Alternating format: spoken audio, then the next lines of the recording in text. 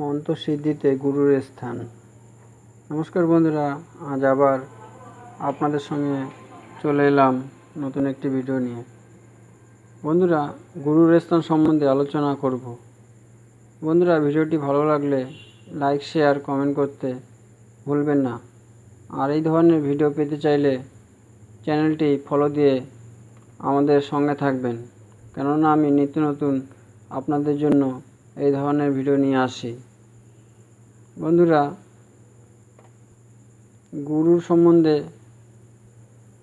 যে বলবো, বন্ধুরা, শুধুমাত্র বইতে লেখা বিদ্যায় নয়, গুরু ছাড়া সিদ্ধি লাভ করা যায় না।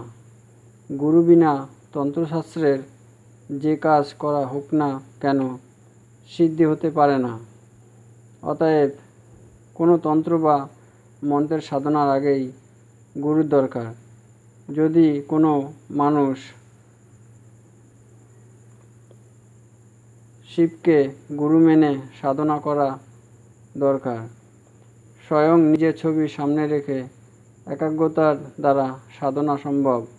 শিবের ফটো সামনে রেখে তাকে গুরু মেনেও তার আজ্ঞা নিয়ে সাধনা আরম্ভ ও শেষ করে গুরুচরণে প্রণাম করে তার আজ্ঞা নিলে সফল হওয়া যায়। যদি কোনো বিদ্বান বা যোগ্য গুরু সাক্ষাতে না পাওয়া যায়, তবে তার ফটো দিয়েও কাজ চালানো যেতে পারে। গুরু বিষ্ণু গুরুদেব মহেশ্বর, ফলে ব্রহ্মা বিষ্ণু মহেশ্বর এর যে কোনো একজনকে গুরু মেনে শক্তি লাভ করা যেতে পারে। এমনও দেখা গেছে যে কোনো ব্যক্তি নিজেকে নিজের গুরু মনে করে নিজের চিত্র সামনে রেখে সাধনা করে সিদ্ধি লাভ করতে পারেন। মনে রাখতে হবে যে নিজেকে গুরু মানতে গেলে নিজের অস্তিত্বকে না মেনে নিজের শরীরের কেবল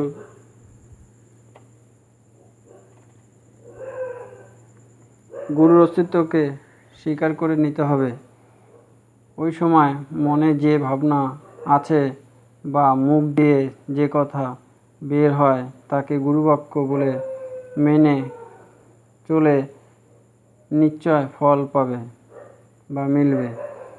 কোনো কাজটি ঠিক কোন কাজটি বেঠিক নিজের মনে বিচার করেই তবে করা উচিত। একেই গুরুর আদেশ বলে মানতে হবে। পরিষ্কার মনে সাধনা করলে অবশ্যই ফল মিলবে। গুরুর কৃপায় সবই সম্ভব। তিনি সৃষ্টিতে সাহায্য করেন, ধ্বংসতে নয়। সবাই ভালো থাকবেন। আর ভিডিওটি ভালো লাগলে অবশ্যই কমেন্ট বক্সে জানাবেন আপনাদের মতামত। ধন্যবাদ।